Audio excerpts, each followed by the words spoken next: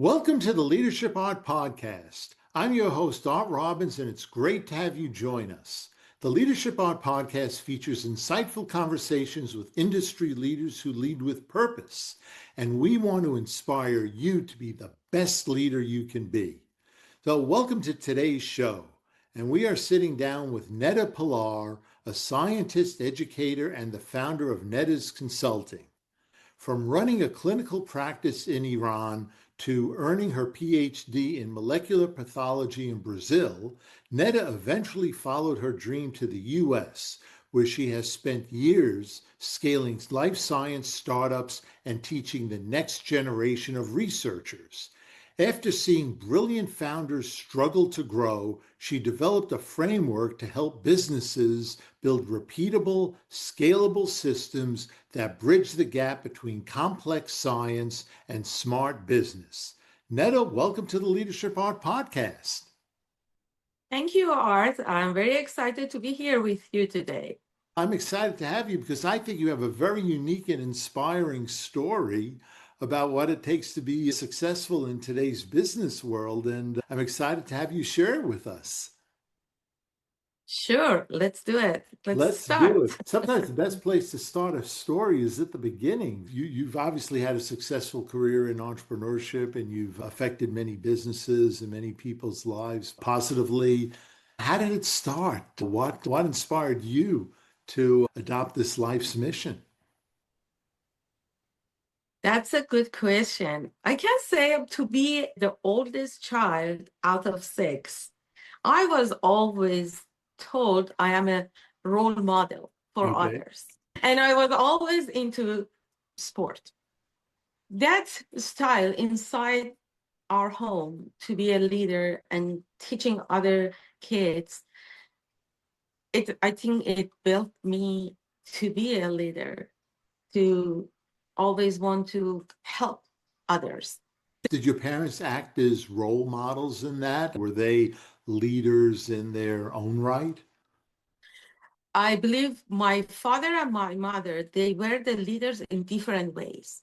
My mom was a very good leader at home, taking care of six kids, I always say, she was telling us, during the 9 months of school, you don't need to do anything. I do everything, and you just study, all of you.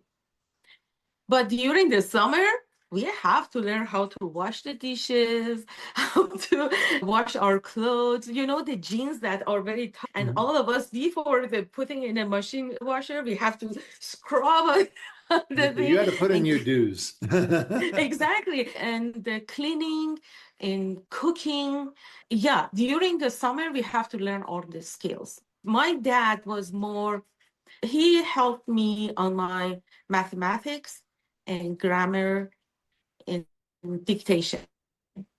He was an accountant, so he was very good on numbers. That's the power of the leadership on my dad. And I heard it from him, I think so, to be always defending those people that are more injustice or less privileged. I want to bring them up. You learn to stand for your principles and for what was Exactly. right. Yeah. Yeah, That's a great example. So tell us about your work career, because I think from conversations we had before, it was clearly instrumental in shaping your road to entrepreneurship. Yes, I was a very curious kid. I wanted to know how the babies are made. But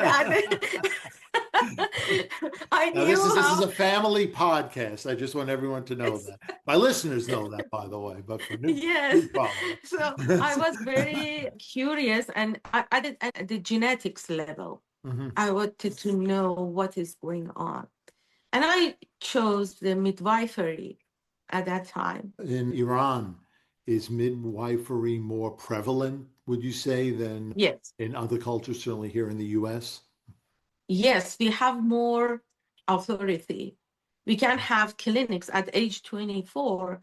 I built up actually the whole department of labor, no natural kind of labor, not surgical, no, because it was in a smaller, very smaller city.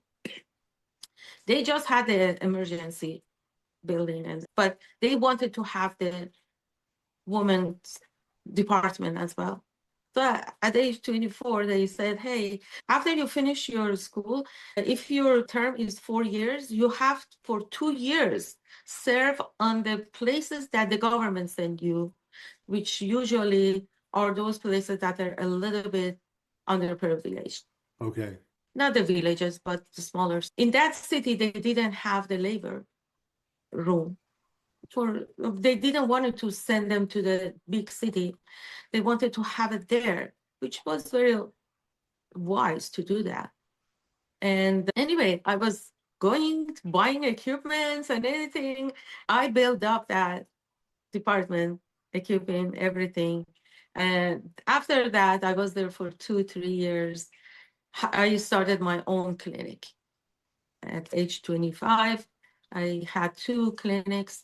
What inspired you to start your own clinic? A lot of people in their 20s wouldn't do that. They say, I'm in this profession, I'm going to take a conventional track and stay working for someone or a hospital chain or a government agency. But starting your own clinic is quite unique for your mid-20s. What inspired you to do that? I am a free spirit. I want to do a lot of stuff. Okay. But when you are bound to a hospital or another places that is governmental places, you don't have that freedom. This is a fun story. They were 2 very old midwives. One had a clinic in the morning because she was working in the afternoon in the hospital, the only hospital that was there, and the vice versa. There were just two local, powerful women. They collected all the, let's say, all the villages coming, the women coming from villages and the city. So it was just distributed between these 2 people. Then I came from Tehran, it's the capital. I studied in a very good university, the toughest university there, and it was full of energy and knowledge. And I wanted to share everything. And I started my own clinics with my friend that he was a doctor. I remember that I called one of them and I said, hey, Miss, I just wanted to let you know I opened my clinic. I was so eager and I was so innocent. And I thought that she's going to praise me. She started crushing me. Do you think that you came from capital here? You can do whatever you want. The patients, yeah, The these big patients city are versus small city. these patients are ours. You are a stranger here. And my friend, the doctor in front of me said, Neda, I saw that people just got out of your face while she was crushing on you. That actually gave me, oh my God, lots of energy to stay on the track. So, and I stayed there for That 5 proved to years. you were doing the right thing. Exactly. You And were I said, you were delivering something some value that they couldn't, and they were feeling threatened. That's yeah, good. that was drove me for 5 years. Then I wanted to study genetics. As I said, I always was into genetics and pharmacology. And I saw a lot of women coming and having cancer, but in a very late stage, they get to know it. And unfortunately, at that time, the prognosis is not very well. They may lose their lives with 3, 4, 5 kids. That was crushing me. And I wanted to do more. I'm curious and I wanted really to do more and say, okay, I'm going to go get my master's or my PhD. I'm going to be a researcher. I want to be a cancer researcher. But the system said, no, you are in the nursing system. You have to go this route. You cannot go the genetics Oh, and they change. didn't give you flexibility to No, change tracks. Interesting. no, they didn't. And I have a philosophy, Art. I said, if they don't invite me to the party, I bring the party to me. And in 2000, just because of the relationship between Iran and Brazil, it was good. I had the opportunity to go to Brazil, and over there they told me, hey, you can choose. They said that the level is the superior level. And they told me, choose whatever you want. Voila. You see the That was the difference first time you between heard that, but it was a exactly totally different country. It was Brazil. Brazil. I didn't know Portuguese, even one word. 2 months prior to go Very hard there, language to learn. I've it done a lot of is. business in Brazil, and thank goodness I work with bilingual people. It's a very hard language. And it's what is beautiful. It has a melody Beautiful, on it's it, a like wonderful Farsi. country. Yeah. Yes, and the language as well. But you see how the opportunity, they are the leaders, true leaders. They created the opportunity for me to grow. And that was the first thing I felt so in my heart and say, I want to be like that. I want to keep the doors open for whoever wants to pass through. That's my style on my leadership. I got there, and in 5 months, I was living in a university apartment, and I was writing. I had my own dictionary, Farsi, English, Portuguese. It was 3 of them. When we would go to You probably classes, could have started a business just with that. that's Just that three-way yes. dictionary. Anyway, long story short, I got to the nanomedicine. I stayed with professors in different genetics branches, clinical genetics or population genetics, and different one for 2-3 months. And finally, I find Dr. Zumira Lakava in the same area, and I said, I want to be with you. And she first she rejected me. She said, your background is in nursing. You don't know anything about biology. You don't know anything about pathology. I remember I went to actually to do, when I saw that the door, the others I didn't like. And I said, okay, I'm going to go to get my master's in midwifery. I spent time, I gave them anyway, proposal and everything for master's, but my heart wasn't there. I didn't want to, I left my country, I left everything behind to pursue other things. I don't want to go back there. I remember that I ran from one building to another building because it was two different buildings and very big university. I know that I ran so hard. I got there and I was knocking the door to the lab door, and then Zumira opened the door for me. And I was crying and I was shaking and crying and say, Zumira, please accept me. Let me prove it. Just let me prove it. She hugged me. I never forget. I'm getting, I'm going to send this to her to know that I'm always grateful. Really, I get a little bit emotional on I could that see that. because she opened that door for me and she hugged me and said, okay, I let you in. Every day, I was in front of the door, the lab door. I didn't have key at that time.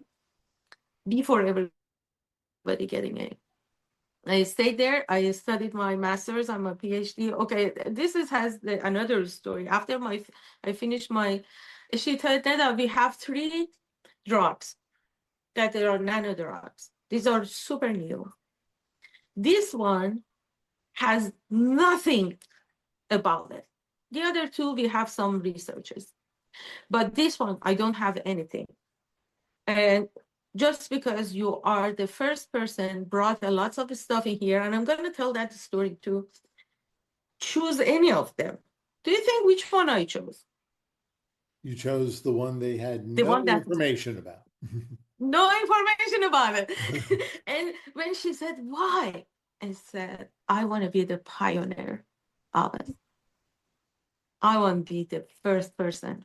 I don't know what And what did happens. that, maybe this is jumping to the end of the story, but what did that drug do? What problem did it solve?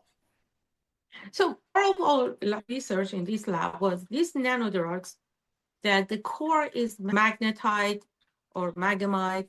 These are, if you uh, expose this material in the alternative magnetic field, just because they are magnetized, they start to moving and changing the spin so fast. So this movement of these nanoparticles increases heat inside the cancer cells.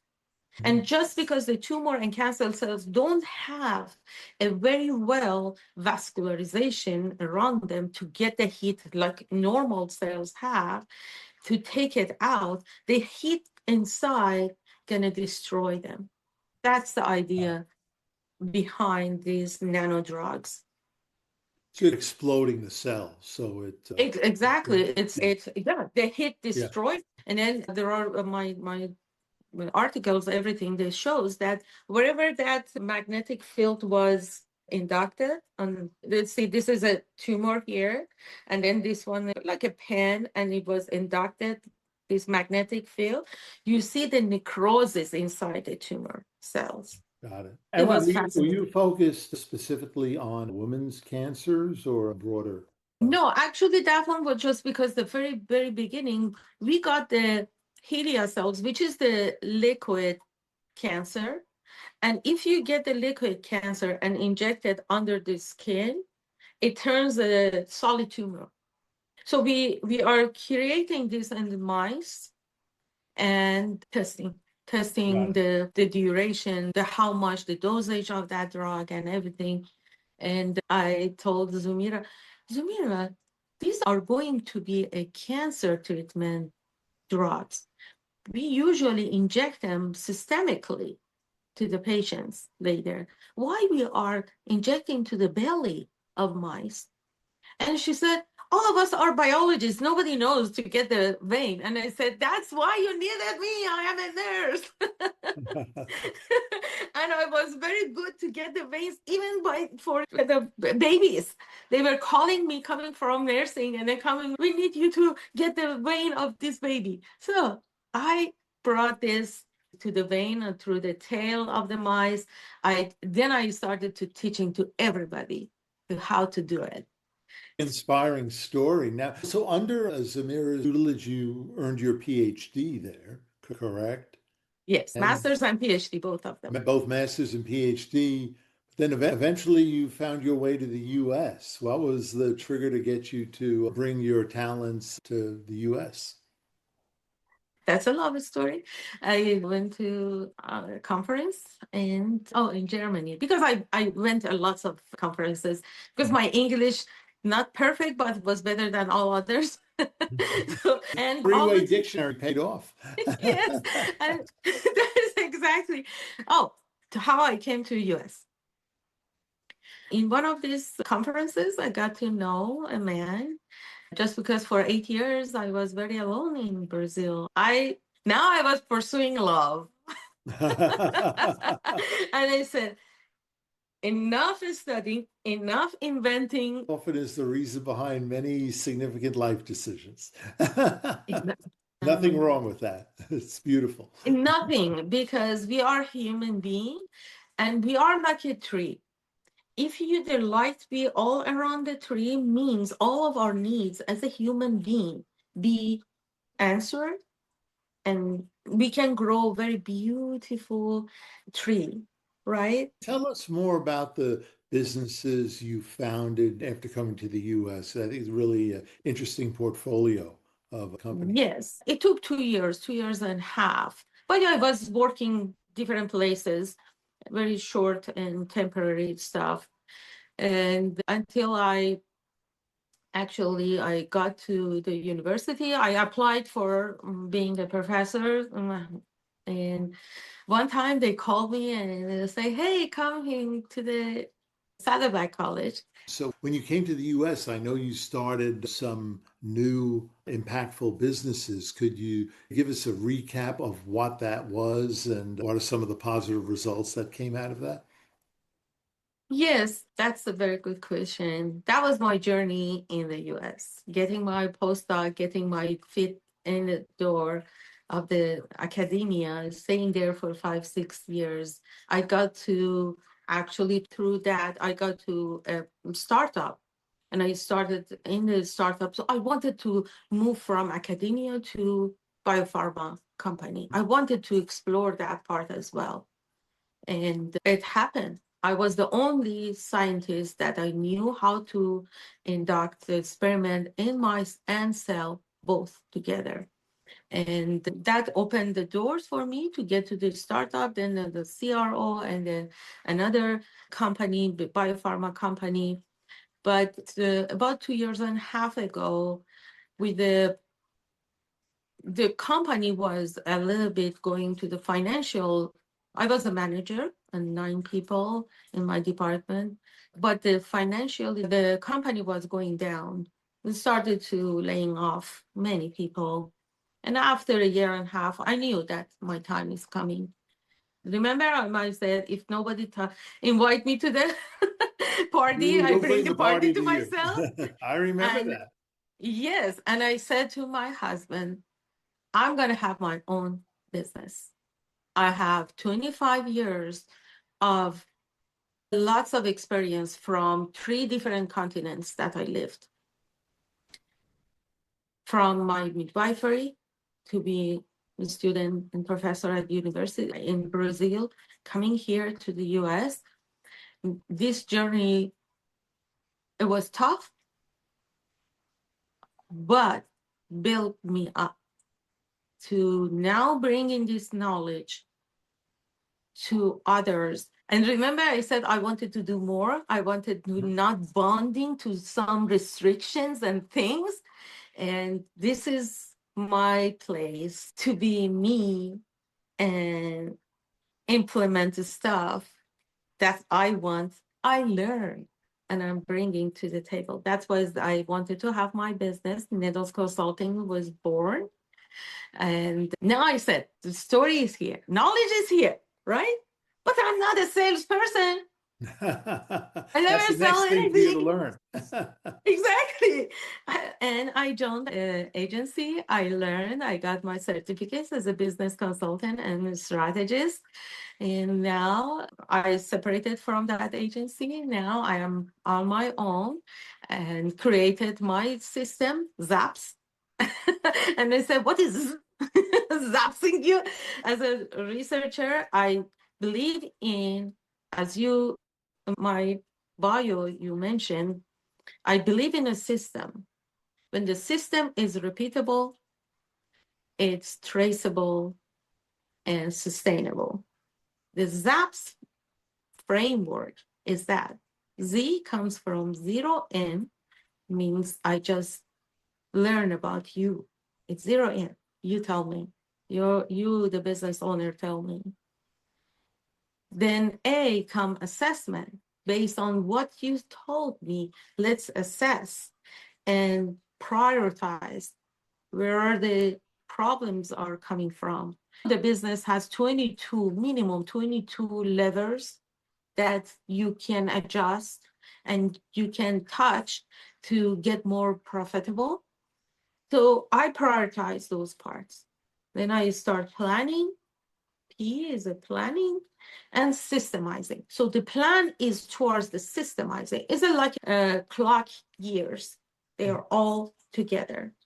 To be a project manager, I love the idea of agile project management. Means you have a project in a short time, you do it, accelerate, plan it, accelerate, do it, then you go to the next one, then go to the next one. These are the systems I am building. Small steps, but simplify and accelerate it. I'm sure the clients value your industry expertise and your global expertise. And I know being in consulting my entire career, there's a huge leverage you could provide by lending your experiences and insights to people, especially if they're in smaller companies that don't have the Yes, resources, or they're in early stage companies, and you might have younger founders that they don't have the track record. They're smart enough to run the business and innovative enough, and they have the energy, but they could use that wisdom. So it's a great formula for success. I could say that from exactly. personal experience. So let me ask you, you've talked rightfully so about lending your experience to help people. From all the things we talked about in this podcast, what would be some of the key lessons you would want the audience to learn? Because I'm sure there are a lot of people that have faced some of the adversity you have, being a woman, being from a culture that might not be as supportive of a woman, or giving you the career options or fulfilling your ambitions. There's people like that all over, from all different walks of Mhm. life. What advice or takeaways would you give them? That's a great question. I'm glad that you asked me. To all founders, young, or even like me, I started to have my business a little bit later, right? Doesn't matter. Doesn't matter. Pursue. If you are very passionate about what you do and what you want to do, get the knowledge first. I am into like a fish inside the aquarium. Let me give you an analogy. The world inside the aquarium depends on big or just the bulk, or it's the bigger one. It's that, right? Be Nemo. I want to explore. But if you want to get to the ocean, it's not that you jump out of the aquarium and go to the ocean, because you're going to end up on the shark's mouth. No, the growth is a journey. You have to enjoy it, embrace it with bad and good, ups and downs, be driven, focused. Focused always. I know one of my bosses told me that, Neda, your best, you know who you are. And I said, oh, I'm a persistent. I'm saying, and she said, oh, that's correct. But you are driven. And that energy that drives you further and further. And I am telling everybody out there that they have dreams. They know there is something inside them. Pursue your dream by knowledge, not blinded. Because if you go just, oh, I want to do this, I want to do that, is it just a hobby? It's not a business, So you really right? have to be focused. It has to be focused. We have to have foundation. And every time, Art, every time I moved from midwifery to nano in the academia, coming here, pursuing other things, going to biopharma, ending up in allergy. They are connected, but they are not the same. They are just Yeah. connected. Yeah. I'm You know, transferring my knowledge your to, story and your metaphor about the aquarium and the ocean, it reminds me way back. I followed Stephen Covey and the Seven Habits, and he had a model which he called the circle of concern and the circle of influence. And he said it's human nature to have a circle of concern that's much larger than your circle of influence. Right? We're always concerned about things we can't influence. So simple as that, right? yes, And the definition of an effective person is someone who doesn't spend a lot of time in the part of the circle of concern that's outside of their circle of influence. What you yes, have to do is work in your circle of influence. And if you do that effectively, like you did, by gaining the knowledge, by gaining the experience, what happens over time is your yes, circle of influence grows. So there's far less of a gap between your circle of concern and circle of influence. You can actually influence far more things that you're concerned about. So, like your concern, in your case, your concern was about women's health and so forth, and you started with one thing. and you expanded it to many other things, to cancer research. And over time, your influence filled out a much larger part of your circle of concern. So I think it's a great lesson. It's a great example of what you've been able to accomplish. Yeah, thank you. Thank you so much. Yes, when I was midwife and had my clinics, I'm a good observer. I saw lots of women coming, and then when I diagnosed something is a late stage of cancer. And that was very heartbreaking. That's why drove me to be a researcher and preventing before things happen. I always say, even in a very dark room, when you see even the little hole that the light is passing, that's your passage. That's the place that you have to go. Although there are all this negativity around you, and you perfectly said the concerns. I'm a curious person. I usually, with a half a knowledge, I put myself in a river or a stream and then go to the ocean. But unless I said, I'm the intelligent person, I can learn. I survived 2 migration, going to Brazil, going here alone, and many things happened to me. Let's explore. Let's No, explore. it's a great story. And I think what you're emphasizing is not only do you need to have the innovation, the knowledge, you also need the courage to act. And there's a lot of Yes. people that have that inside them, but they don't take that step, and they're depriving themselves of all the rewards that comes with it as well. That's some great Yeah, that's, lessons, Neda. I really appreciate you thank sharing you. them with us today. Since we're out of time, I have just one last question. The audience, I'm sure, is inspired by many of the things you said and would like to stay in touch with you and follow you. What's the best way to do that? My LinkedIn is very active. Every day I'm posting something regarding to business or empowering. Please follow me at linkedin.com/in/Neda Pelar. And my Neda's Consulting, my email, start at nedasconsulting.com. Okay, Neda, thank you so much for being our guest today on the Leadership Art Podcast. I think it was a great episode. And to all our listeners and followers, I also want to thank you for joining us again and for your continued support. So until the next episode of Leadership Art, this is your host, Art Robbins, and remember, it's your lead.